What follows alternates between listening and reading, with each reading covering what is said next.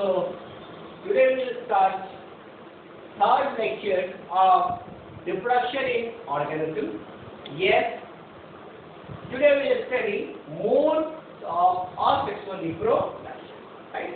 Asexual reproduction कैसे होता है, क्या क्या मोड्स है? तो आइए देखें, इसमें जो फर्स्ट मोड्स है वो है बाइनरी फ्यूजन. ठीक है, by name it is very much clear. Binary by दो, फ्यूजन टूट जाना. तो एक सेल या जो ऑर्गेनिज्म है वो स्प्लिट होती है दो सेल या ऑर्गेनिज्म में, और फिर यही दोनों सेल या ऑर्गेनिज्म क्या होगी, फिर एडल्ट में डेवलप होगी और ये प्रोसेस चलती रहेगी. This is called binary fusion. Clear? तो कैसे आप इसको डिफाइन करोगे? तो बाइनरी फ्यूजन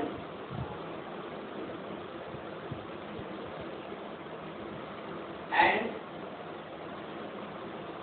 ऑर्गेनिज्म और cell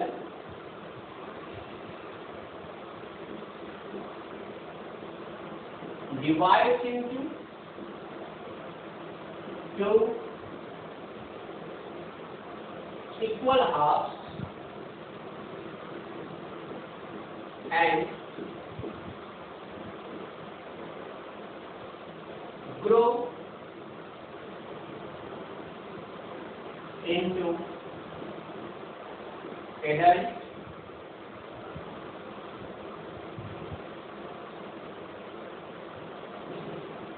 to produce first grow into adult. फिर वही काम आगे भी चलता रहेगा, प्रोसेस करेगा, फिर आगे ग्रो करेगा. तो आपने क्या देखा इस प्रोसेस में कि भाई वन ऑर्गेनिज्म है या एक सेल है. सबसे ये सिंपल बॉडी डेवलप होती है, तो आप सेल लेवल पे भी ले सकते हो, बॉडी लेवल पे भी ले सकते हो, और ये डिवाइड हो रही है दो इक्वल हाफ्स में, और फिर ग्रो करेगी एडल्ट में, है ना, into two adult into two adult, और यही टू एडल्ट क्या होंगे, फिर डेवलप करेंगे और प्रोसेस चलती है. राइट? अब आप समझें, यदि आप एग्जांपल्स की बात करें तो मानते हैं कि मैक्सिमम जो सिंगल सेल्ड ऑर्गेनिज्म्स हैं वो सभी बाइनरी फ्यूजन कहते हैं. जैसा कि आपको याद होगा, हमने पिछली क्लास में भी पढ़ा था मोनिडा और प्रोटिस्टा. ठीक है, प्रोटिस्टा में यदि आप एग्जाम्पल कुछ याद करना चाहो, मोनिडा बैक्टीरिया बड़ा कॉमन है, याद होगा आपको. प्रोटिस्टा में आप ले लो तो प्रोटोजोआ में अमीबा होगा, पैरामीशियम होगी,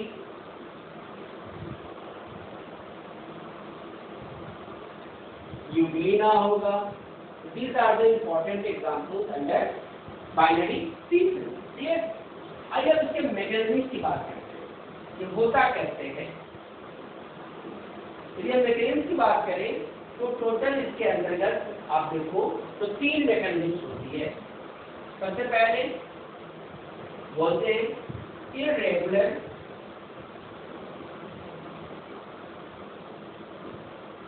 बाइनरी फ्यूजन. देखो नाम का स्पष्ट है, ये इरेगुलर बाइनरी फ्यूजन है. इरेगुलर वही होगा जहाँ पे उसकी शेप डिसाइडेड नहीं होगी. सिर्फ किसकी डिसाइडेड नहीं है, अमीबा की. तो ये बड़ा कॉमन प्रोसेस होती है किसमें, अमीबा में. अब आप देखोगे अमीबा के अंतर्गत ये सेल हो गया उसका, राइट, ये न्यूक्लियस हो गई. अब न्यूक्लियस क्या होगा, इस न्यूक्लियस के अंदर आप देखेंगे न्यूक्लियर डिवीजन होगी और ये इस तरीके से डिवाइड कर देगा, राइट. और फाइनली क्या स्थिति आएगी, धीरे धीरे बॉडी के अंदर डिवीजन आएगा और इस तरह से ये यहाँ होगा और फाइनली डिवाइड होके एक से दो अमीबा में कन्वर्ट हो जाएगा. तो आप क्या देख रहे हो, फाइनली कि कैरियोकाइनेसिस हुआ, न्यूक्लियस का डिवीजन, फिर साइटोकाइनेसिस हो गया, साइटोप्लाज्म डिवाइड हो गई और ये एक अमीबा दो इक्वल हाफ से बट गए, and this is called binary fusion. ये डायग्राम अपने एनसीईआरटी में भी दिया गया है, याद आ रहा होगा आपको. तो ये जो इरेगुलर बाइनरी फ्यूजन है, एक और एनसीईआरटी ने एग्जाम्पल दिया है, दिस इज कॉल्ड पैरामीशियम. अब आप समझिए पैरामीशियम में जो होता है वो इरेगुलरिटी होता है, वो ट्रांसवर्स बाइनरी फ्यूजन होता है। आई डायग्राम समझते हैं। आपको याद होगा जब आप एनाटॉमी की क्लास कर रहे होंगे तो वहां पे सेक्शन की बात होती है, ट्रांसवर्स सेक्शन, लॉन्गिट्यूडिनल सेक्शन, ठीक है।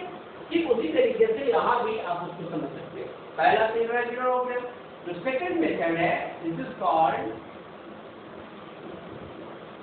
Transverse binary fusion. तो ये जो ट्रांसवर्स बाइनरी फ्यूजन है, ट्रांसवर्स बाइनरी फ्यूजन है, ये आप समझे। इसके अलावा एक और हम पढ़ेंगे, this is called longitudinal binary fusion, ठीक है। अब आते हैं ये जो ट्रांसवर्स बाइनरी फ्यूजन है, यहाँ पे नाम से फर्स्ट ट्रांसवर्स, कोई स्ट्रक्चर ऐसा है यदि आपने उसको ऐसे कट किया दिस इज कॉल्ड टीएस, ये जो ट्रांसवर्स हो गया। तो आप देखेंगे ये आपको याद होगा पारा जो मीडियम होता है वो ऐसे होता है, पैरामीशियम होते हैं, और आप देखोगे यहाँ पे न्यूक्लियस होते हैं, राइट। तो ये यहाँ पे इसके अंदर आप देखेंगे ऐसे जो सेंट्रल पॉइंट है उसके ऊपर ये कॉन्स्ट्रिक्शन, सेंट्रीफ्यूगल कॉन्स्ट्रिक्शन आती है, देख रहे हो आप, ये धीरे धीरे बढ़ती जाएगी, इस तरह होगा, और फाइनली न्यूक्लियस भी इसी के साथ डिवाइड होकर यहाँ पर आ जाएंगे, and then you will find कि फाइनली ये पूरा का पूरा स्ट्रक्चर इस तरीके से इसको डिवाइड करके और फाइनली दो पैरामीशियम बना देगा। तो आपने क्या देखा, इसकी कटिंग कैसी हुई, ट्रांसवर्स हुई है, that's why it is called transverse binary fusion and this is very common इन, बताओ क्या एग्जांपल है इसके, बिल्कुल सही होते हैं पैरामीशियम। तीसरा एग्जांपल आता है लॉन्गिट्यूडिनल। देखो अब लॉन्गिट्यूडिनल स्ट्रक्चर क्या होता है, ये स्ट्रक्चर लिया आपने, ऊपर से नीचे भी आप ऐसे कट करते हो, ठीक है, बस ऐसे, तो इसी को हम बोलते हैं LS, this is called longitudinal section, right. तो यहाँ पे बड़ा कॉमन देखा गया है, ये कहाँ, इन द केस ऑफ यूक्लिना, याद आ रहा है एग्जाम्पल प्रोटोजोआ में पढ़ा था हमने, यूक्लिना कैसे होता है, ध्यान दें। आप देखो तो यूक्लिना का जो स्ट्रक्चर है याद होगा आपको, इस तरह से ये इसका फैसला हो गया, यूक्लिना बनी। अब जो डिवीजन होती है इसके अंदर, यहाँ से डिवीजन शुरू होती है और आप देखोगे ये ऐसे डिवाइड होता है, देख रहे हैं आप, ये बॉडी इसकी इस तरह से डिवाइड हो रही है ऐसे, और फाइनली लॉन्गिट्यूडिनली फिर क्या होता है, आप देखेंगे ये बॉडी ऐसे बन गई, देख रहे हैं आप, सुन रहे हैं डायग्राम, ये एक हो गया प्लस, और फाइनली यहाँ से हटेगा और ये एक से दो यूनिना बन जाएंगे, क्लियर। तो डायग्राम बिल्कुल समझ आ गया आपको, भाई एक ऐसा हो रहा है, ये रेगुलर हो रहा है, दूसरा कैसा हो रहा है, ट्रांसवर्स हो रहा है, तीसरा कैसा हो रहा है, लॉन्गिट्यूडिनल हो रहा है, तीन तरह के क्या हो गए, बाइनरी फ्यूजन। एक और भी आप जानना चाहें तो आप सीख सकते हो, और ये थोड़ा एक्सेप्शनल हो सकते हो। हम आते हैं example fourth one, and that is called oblique binary fusion. अब देखो ऑब्लिक समझते हो ना, ऑब्लिक कट ऐसे होता है, तिरछा, मान लो कि स्ट्रक्चर आपने ऐसे लिया हुआ है तो कैसे कटेगा, ये ऐसे कटेगा। तो इस तरीके से देखा गया है, और ये एग्जांपल पाया जाता है कहाँ, सेरेशियम में, सेरेशियम। तो सेरेशियम के अंदर कैसा होता है, ऑब्लिक बाइनरी फ्यूजन होती है। तो हमें 400 बाइनरी फ्यूजन भी है, यस जनरली 3, एक तो इरेगुलर हो गया अमीबा के अंदर, दूसरा लॉन्गिट्यूडिनल हो गया, ट्रांसवर्स हो गया किसके अंतर्गत, पैरामीशियम, तीसरा हमने पढ़ा लॉन्गिट्यूडिनल किसके अंतर्गत, यूग्लिना के अंतर्गत, और फोर्थ हमने पढ़ा यदि हो सकता है ऑब्लिक हो, then this is found in ceratium. Is it clear? So this is all about your binary fusion. बिल्कुल सही बात आ गई।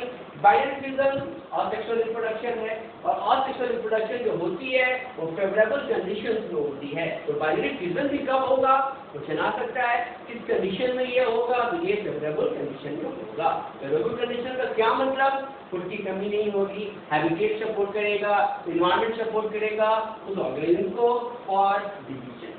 क्वेश्चन भी आ सकता है डिवीजन कैसा हो रहा है यहाँ पे। जनरली जो सेल डिवीजन का मोड है यहाँ पे वो माइटोसिस है। यदि बैक्टीरिया की बात करेंगे तो वहाँ पे अमाइटोसिस हो जाएगा। अमाइटोसिस का मतलब ये हुआ में कैरियोकाइनेसिस, न्यूक्लियस का डिवीजन और साइटोकाइनेसिस, साइटोप्लाज्म का डिवीजन साइमल्टेनियस हो। तो ये हो गया किसके बारे में, बाइनरी सीक्वेंस के बारे में। इसके बाद आता है जो सेकंड मोड है that is budding and third one is sporulation. ऐसा करते हैं हम पहले स्पोरुलेशन कहते थे, वो भी अमीबा से लिंक्ड है and that is called as multiple fission. It is also known as sporulation.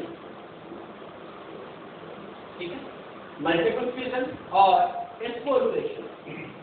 देखो यहाँ बिल्कुल सेम है, वहां पे बाइनरी फिजन था, एक बॉडी ब्रेक होती है और ब्रेक होके दो इक्वल हाफ से बन जाती है।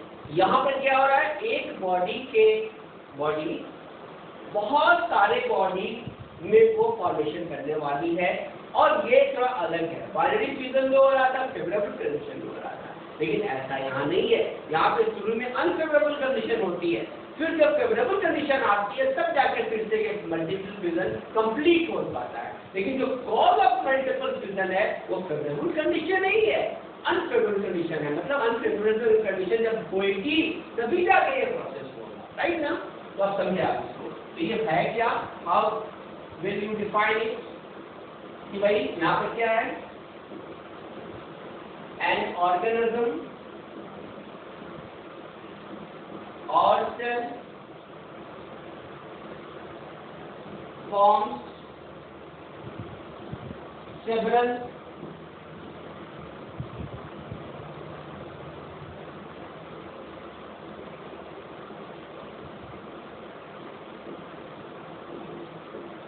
organisms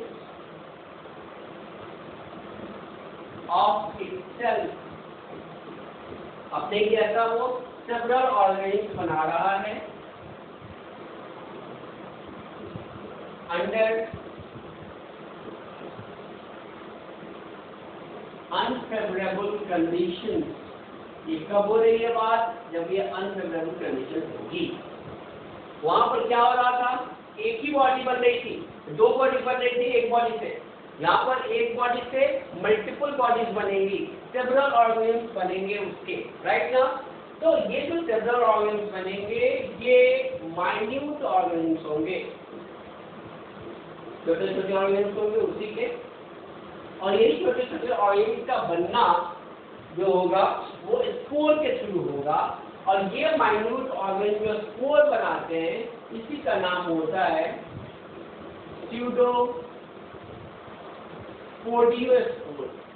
और यही स्यूडोपोडियोस्पोर जो होता है यही डेवलप होता है न्यू ऑर्गेनिजम्स में, क्योंकि स्पोर का फॉर्मेशन होने के बाद ऑर्गेनिजम्स की बर्थ होती है। That's why it is also known as sporulation। आपको लगता होगा सर स्पोरुलेशन कब क्यों आ गया, क्योंकि पहले स्पोर बनेंगे, स्पोर फिर लिबरेट होगा बॉडी से, पेरेंट बॉडी से, वहां से बॉडी बनती है। आइए समझते हैं इसके मैकेनिज्म को। यदि हम इसके एग्जांपल्स को देखें तो आप अमीबा ले सकते हो, प्लाज्मोडियम भी ले सकते हैं, ये दोनों वही प्रोटोजोअन्स है ना। उसके अलावा ये इसके मैकेनिज्म को समझते हैं। देखिए ये अपना ये दिस इज अमीबा।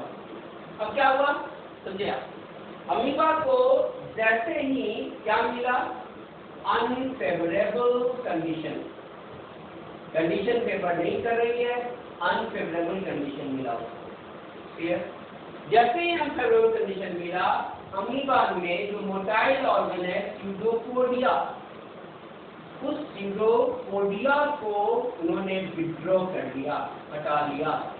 बॉडी कैसी हो जाएगी, रेस्ट में आ जाएगी, रेस्टिंग स्टेज आ जाएगी, फिर कंडीशन फेवरेबल नहीं है।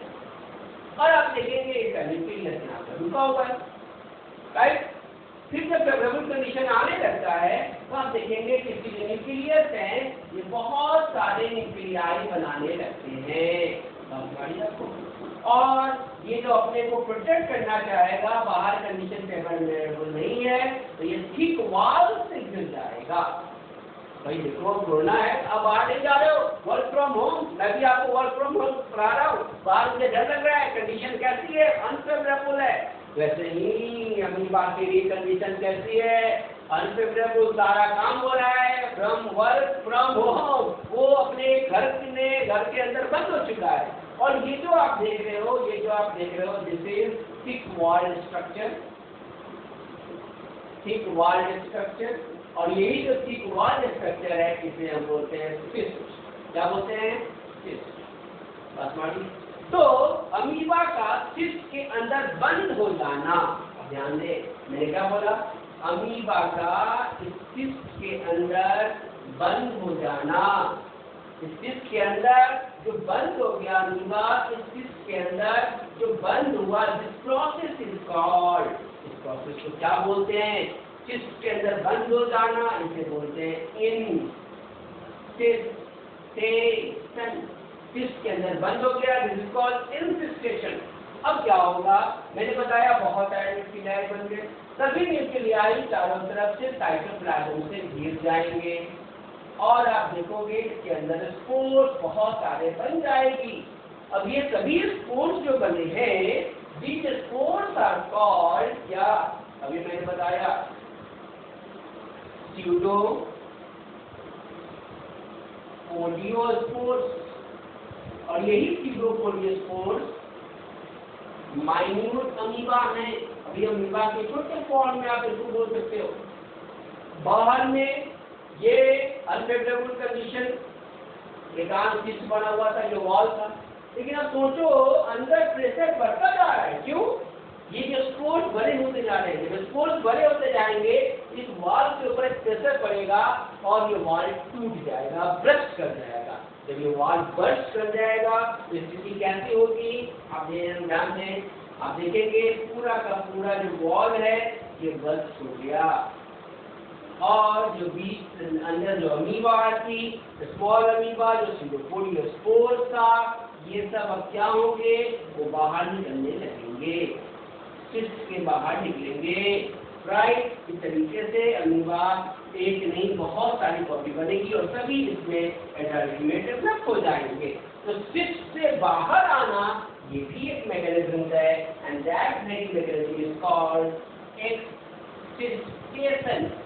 ध्यान दिया, एक हुआ सिस्ट के अंदर जाना, इंसिस्टेशन, सिस्ट से बाहर आना, एक्ससिस्टेशन, और इसी एक्ससिस्टेशन से बहुत सारे स्पोर्स बन गए, जिस फेनोमेनन इज कॉल्ड स्पोरुलेशन। इसलिए तो इस तरीके से आपने देखा किस तरीके से मल्टीपल फ्यूजन हो रही है, वो अनफेवरेबल कंडीशन में हो रही है, और जैसे ही ये सारे कंडीशन कब होंगे, जब फेवरेबल कंडीशन रिटर्न हो जाएगा। तो return of the favorable condition favor the formation of pseudopolyspore as well as its development, and it will develop in the form of so many new amoeba. Right now, so this is the method of multiple fusion, where हमने देखा कि भाई एक जो amoeba है किस तरीके से बहुत सारे अमीबा का फॉर्मेशन कर लेता है। तो हमने दो मेथड करे, एक पढ़ा बाइनरी फ्यूजन, दूसरा पढ़ा मल्टीपल फ्यूजन। क्लियर? आइए हम देखते हैं जो थर्ड है अपना, this is called budding.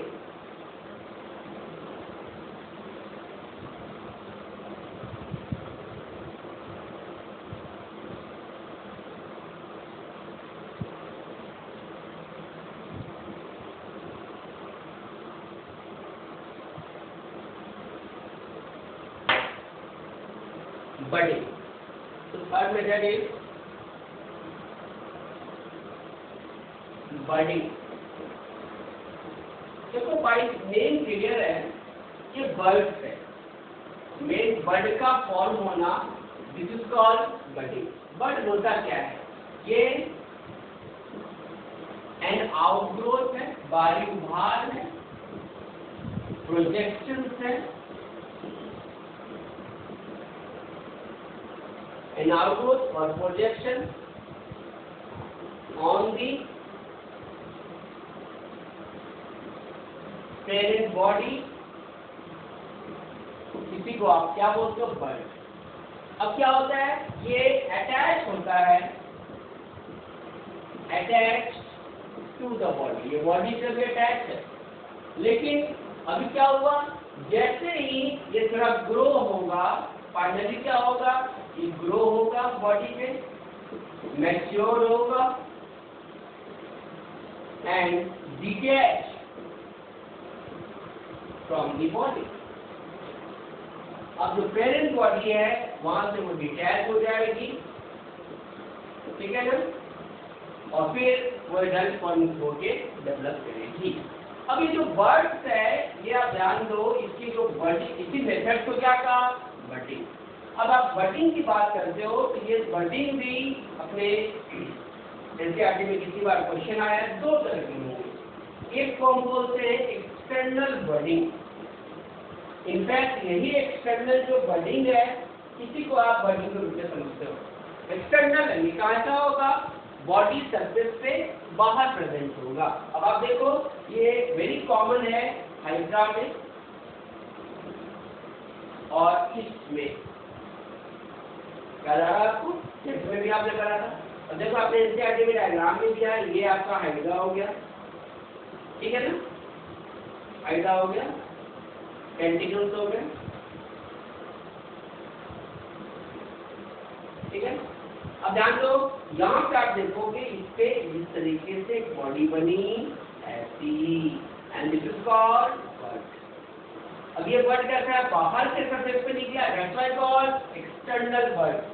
Process का नाम एक्सटर्नल बर्डिंग। फिर ये क्या होगा, धीरे धीरे मैच्योर होगा, मैच्योर होकर ऐसे डिटैच होगा, फिर नया बॉडी बना देगा। ठीक उसी तरह से आप इसको देखते होंगे तो याद होगा, इसकी बॉडी ऐसे बनी, और इसी जगह क्या होता है, ये बर्ड निकलता है।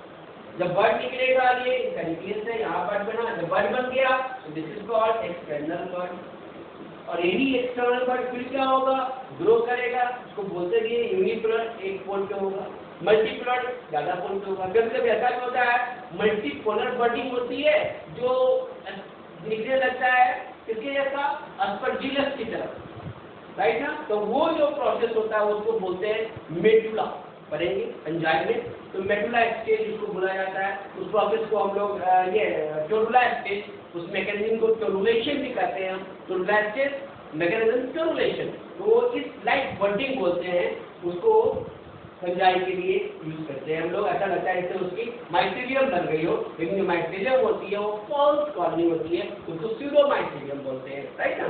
तो ये दो तरह के एक्सटर्नल बर्ड्स हो गए, एक हाइड्रा में और दूसरा ईस्ट के अंदर। दूसरा जो बर्ड है अपना, वो इंटरनल बर्ड्स होता है।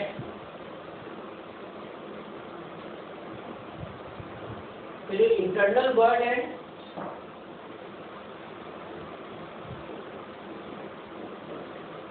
इंटरनल बर्ड, अब आप देखिए इंटरनल बर्ड दो एग्जाम्पल आप इसको समझ सकते हो। एक अपने एनसीईआरटी में दिया है, गैन्यूल्स, और ये जो गैन्यूल्स है ये पाए जाते हैं स्पॉन्जिला में। स्पॉन्जिला पता है आपको, ये फ्रेश वाटर स्पॉन्जेस हैं,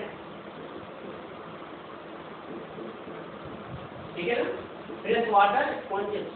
और दूसरा जो एग्जाम्पल है वो होता है गीमा। इन गीमा कब 11th क्लास की बात कुछ याद आ रही है क्या? बिल्कुल, ये है मार्केंसिया के अंतर्गत ब्रायोफाइटा। कुछ याद आया? ब्रायोफाइटा का कैरेक्टरिस्टिक फीचर्स होता है कि भाई उसके अंदर क्या बनती है, गीमा कब बनती है, राइट ना। तो अब आइए इसके डायग्राम को लेंगे, तब जाके आपको मजा आएगा और चीजों का पूरी रिलेट कर पाएंगे। अदरवाइज फिर आप कहोगे कि तो यार क्या मेरी चीज हो गई, याद नहीं करना, आइए तो समझते हैं इसको। अब ये जो स्पॉन्जिला है, ये इसके अंदर जो गैन्यूल है, गैन्यूल के अंदर ये एबिलिटी होती है कि वो क्या करेगा, न्यू बॉडी का फॉर्मेशन कर देगा। अब आप देखें इसका डायग्राम लेते हैं।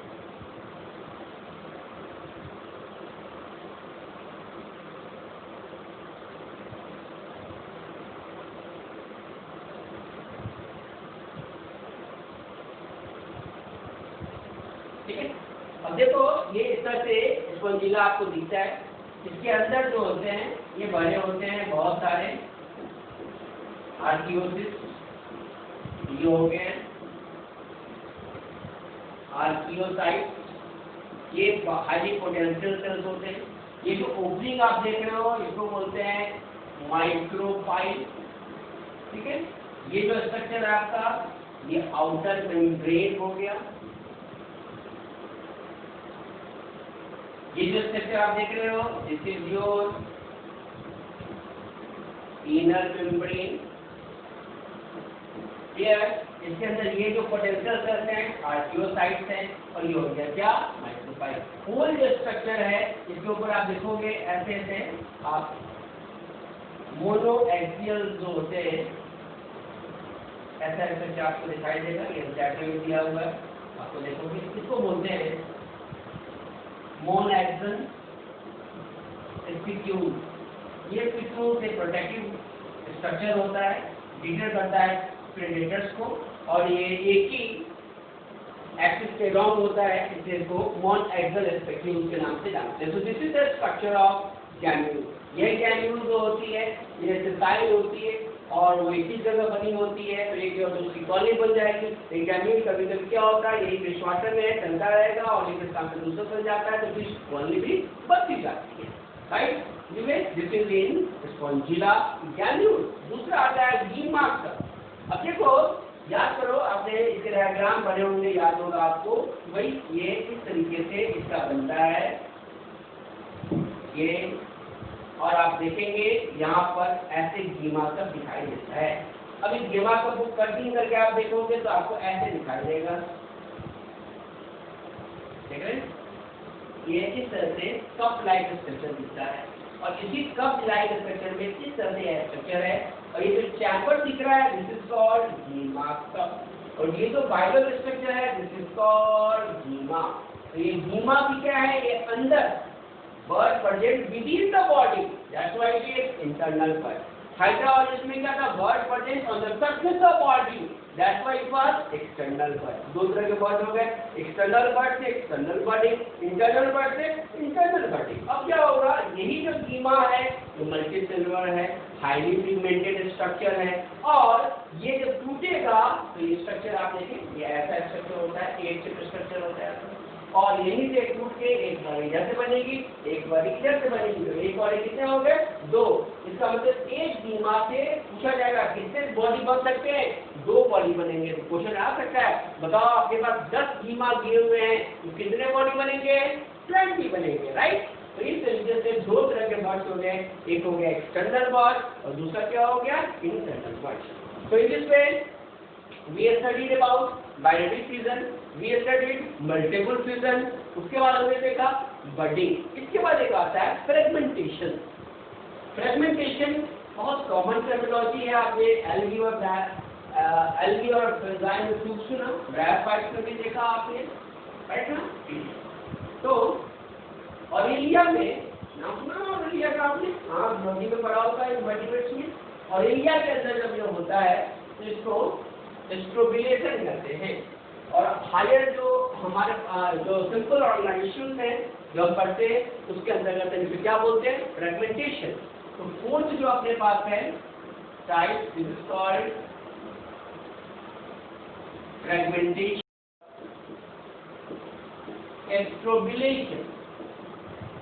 अब समझिए यहाँ बाय नेम क्लियर है कि भाई यहाँ क्या है, एक बॉडी है वो टूटेगी टुकड़ों में, हर एक टुकड़ा फ्रैगमेंट कहलाएगा, और जो फ्रैगमेंट्स है वो क्या होगा, फिर फेवरेबल कंडीशन में ग्रो कर जाएगा न्यू बॉडी में, and this is called fragmentation. तो ये बड़ा कॉमन है, यहाँ एग्जांपल लें स्पाइरोगाइडा का,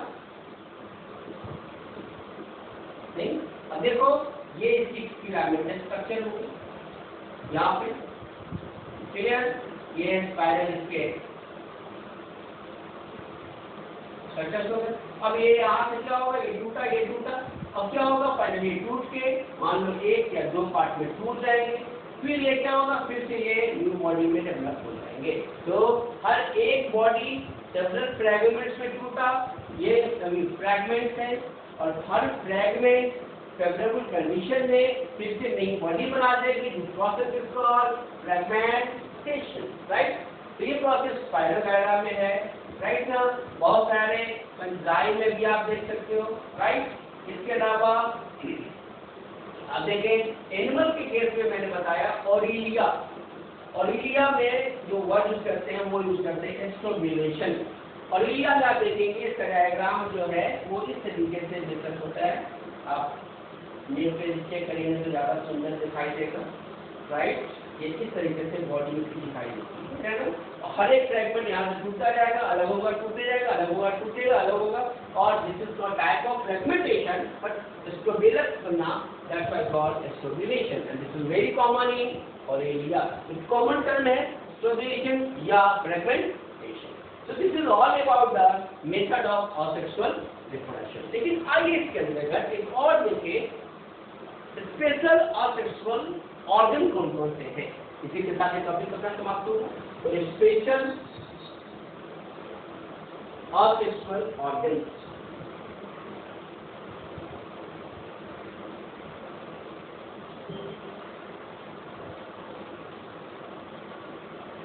स्पेशल asexual स्ट्रक्चर। देखिए टोटल यदि हम बात करें तो बहुत कुछ हमने पढ़ा है इसमें। एक तो आता है इसमें जूस्पोर्स, दूसरा कोनिडिया, तीसरा bird, fourth one is granule. अब देखो आपने दो पढ़ लिया ना पहले, बर्ड भी पढ़ लिया, ग्रेन्यूल भी पढ़ लिया। अब दो हमें पढ़ने हैं, इसमें केवल कौन सा, जूस्पोर्स और कोनिडिया। तो इसे देखो तो 11th का ही टॉपिक है, 11th में भी आपने पढ़ा होगा, बट डोंट वरी अपने एनसीईआरटी में डायग्राम्स भी दिए गए हैं। आइए इसको डिटेल देखते हैं। ये दोनों जो स्ट्रक्चर्स हैं, ये दोनों स्ट्रक्चर्स माइटोस्पोर्स कहलाते हैं। ये ऐसे जो माइटोसिस के बाद बनते हैं, इसलिए इसको माइटोस्पोर्स बोलते हैं। क्योंकि ये असेक्सुअल सेल डिवीजन है माइटोसिस, इसीलिए यहाँ पर इसे हम असेक्सुअल स्पोर्स भी बोलते हैं। बस मैं कह दूं तो ये दोनों ही कैसे हैं, माइटोस्पोर्स हैं, दोनों ही कैसे हैं, असेक्सुअल स्पोर्स हैं। दोनों ही बनते हैं, कब बनेंगे, फेवरेबल कंडीशन में, फेवरेबल कंडीशंस में बनेंगे। अब आइए दोनों में क्या क्या डिफरेंसेस है वो देखते हैं। तो एक अपने पास आ गया कॉम्पिटिटिव स्टडी करने से, ये भी लर्न वेरी इजी। ये माइटोस्पोर्स, तो एक हो गया यूएस्पोर्स और दूसरा हो गया कोनिडिया। इसी को कोनिडियोस्पोर्स भी बोल सकते हो आप, ये भी एक स्पोर ही है, कोनिडियोस्पोर। क्लियर ना। अब आप ध्यान दें, जो जूस्पोर्स होता है ये मोटाई होता है। मोटाई इसलिए होता है क्योंकि इसमें फ्लैजिला होती है। जैसे कि फ्लैजिलेटेड होगा तो बट नेचुरल है, कैसा होगा, मोटाई होगा। ये फ्लैजिला नहीं होगा, ये नॉन फ्लैजिलेटेड। जब फ्लैजिला नहीं होगी तो बॉडी कैसा होगा, मोटाई नहीं होगा, ये नॉन मोटाई होगा। क्लियर। अब आगे ये जो प्रोड्यूस होती है, ये कहाँ प्रोड्यूस होती है, प्रोड्यूस्ड इन जूस्पोरेंजियम। जूस्पोर बनाने वाली बॉडी को जूस्पोरेंजियम बोलते हैं, मतलब बॉडी के अंदर बनी, इसीलिए इसको बोलते हैं क्या, ये एंडोजेनस है। ये स्पोर कैसा है, एंडोजेनस। अब इसको समझे आप, जैसे आपके एनसीईआरटी में डायग्राम दिया है, ये डायग्राम याद कीजिए। ये एक बॉडी बनी है, इसी बॉडी के अंदर बहुत सारे इस तरह से जूस्पोर्स बन रहे हैं और बाहर निकल रहे हैं। और ये डायग्राम किसका है, एल्गी का है, ग्रीन एल्गी का है, जो एक सेल के बने हुए हैं। बिल्कुल सही, फ्लेमाइडोमोनास। आप देख रहे हो यहाँ पे क्या दिखाई दे रहा है आपको, फ्लैजिला दिखाई दे रहा है। नंबर ऑफ फ्लैजिला यहाँ पे 2 है, टिप पे प्रेजेंट है, तो दिस इज द फ्लैजिला। तो इन जनरल आप ऐसे समझे कि जो ये जूस्पोर्स है जो बॉडी के अंदर बनी, इस बॉडी को हम क्या बोलेंगे, this is called जूस्पोरेंजियम।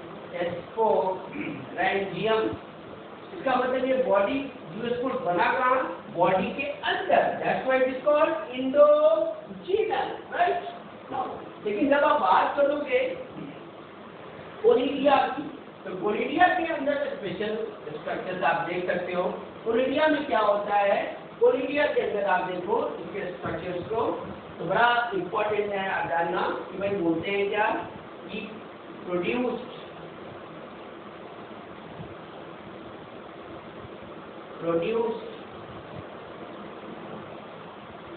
in chain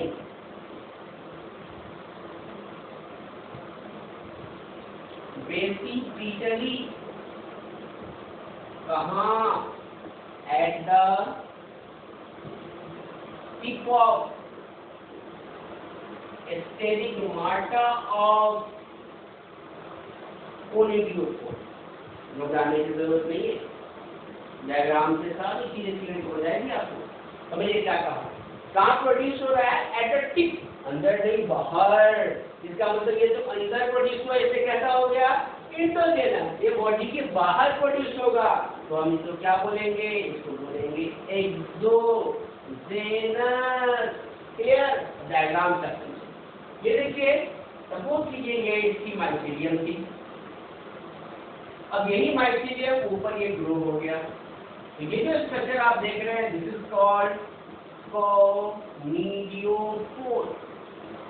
जो कोनिडिया बनाने वाली एक ब्रांच निकली है। अब क्या होगा, आप देखेंगे इसी के ऊपर इस तरह से बॉटल शेप स्ट्रक्चर निकलता है, and this bottle shape structure is called sterigmata, right ना, इसी को बोलते हैं स्टिग्माटा या कैलिक्स भी बोला जाता है। और इसी के ऊपर चेन में बेसिपिटल मैनर में इस तरह से सजे होते हैं कौन, कोनिडिया, जो बाहर की तरफ प्रोड्यूस हो रहे हैं, and these are called conidia, right ना। दैट्स व्हाई समझे, लाइन में समझे क्या लिखा था मैंने, प्रोड्यूस इन चेन, देखो चेन में बात की रही। दूसरा क्या लिखा था, बेसिपिटली, बेस की तरफ, मतलब लार्जर ऊपर है, स्मॉलर नीचे है। तीसरा क्या लिखा था, eight the tip of sterigmata, स्टिग्माटा के टिप पे, उसके टिप पे, उसके शीर्ष पे होगा, राइट ना। ये स्टिग्माटा हो गया जो बॉटल से जो स्ट्रक्चर है, कहाँ से निकला, कोनिडियोफोर से, और उसके टिप पे निकला कौन, यही कोनिडिया। तो conidia produce in chain basipetally at the tip of sterigmata. Sterigmata कहाँ पे है, on conidiophore, and this is very common in penicillium, aspergillus, ये दोनों एस्कोमाइसीटीज के मेंबर्स हैं आपके, राइट। अब जब ध्यान दो ये एक्चुअली होता क्या है, कभी कभी आप एनसीईआरटी में देखोगे इसके ब्रांचेज ऐसे दिखाते हैं, एक कोनिडियोफोर हो गया ये, इसके बाद एक और ब्रांच मिलेगा आपको ऐसे, एक और ब्रांच भी मिल सकते हैं ऐसे, और उसके ऊपर अब फिर आपको बॉटल से मिलेगा ऐसे, देखो ना। अब आप ध्यान दें, मैंने क्या बोला, ये जो एक कोनिडियोफोर हो गया यहाँ मिला, इसको बोलते हैं हम लोग क्या, रैमी, रैमस सिंगुलर है रैमी, इसको बोलते हैं मेडुला, और मेडुला के ऊपर ये आया फिर से स्टिग्माटा, और इसके ऊपर क्या आया, ये आया कोनिडियोफोर या कोनिडिया। आपको क्या लग रहा है, पूरी स्ट्रक्चर नहीं लग रही है, जैसे झाड़ू को उल्टा रख दिया गया नहीं, या पेंटिस जो आर्टिस्ट ब्रश होते हैं उसको उल्टा रख दिया गया हो, तो ये पूरा ये ब्रश लाइक स्ट्रक्चर या ब्रूम लाइक स्ट्रक्चर दिखाई देता है। और इस पूरे स्ट्रक्चर को, इन सबको आप ऐड कर ले, इस ऐड करके जो स्ट्रक्चर बनता है उसको बोलते हैं पेनिसिलस। क्वेश्चन आ सकता है, पेनिसिलियम का नाम पेनिसिलियम क्यों पड़ा, क्योंकि जब पेनिसिलियम के अंदर और सेक्सुअल स्पोर कोनिडिया को लोगों ने देखा तो ये इस तरह से ब्रांच में दिखाई दिया, एक से ज्यादा ब्रांच है, मल्टीवर्टिकुलर है, और उसके कारण ये पूरी स्ट्रक्चर ऐसा लगता है जैसे ये आर्टिस्ट ब्रश जैसा दिखाई दे, या ब्रश जैसा दिखाई दे, या वो ब्रूम लाइक स्ट्रक्चर, झाड़ू नुमा स्ट्रक्चर दिखाई दे, इसलिए वर्ड रखा पेनिसिलस। और इसी पेनिसिलस के कारण इसका नाम क्या रखा गया है, पेनिसिलियम, और इससे जो एंटीबायोटिक बनी, that is the first antibiotic, उसका नाम क्या रखा गया था? पेनिसिलिन। तो ये भी क्वेश्चन आपको जीके के रूप में याद रखना है। तो इस तरीके से we have studied about the asexual special structure, that is gamule, bud, zoospore and colelia. Okay, so next class में we will start vegetative reproduction and then next class sexual reproduction. So go through the NCERT की हर एक line को मैंने बिल्कुल तोड़ के आपको समझा दिया है। अब आप NCERT देखोगे तो you will get everything very much clear. Okay, आपको याद करने की जरूरत नहीं होगी, एक बार फिर से लेक्चर सुन लेना, you will be well learned, right? So okay, thank you, keep watching this sort of Botanica, e-batch, okay? Please like, subscribe, share this video, give your comments so that we can further go good interaction with you, okay? So thank you, take care, all the best.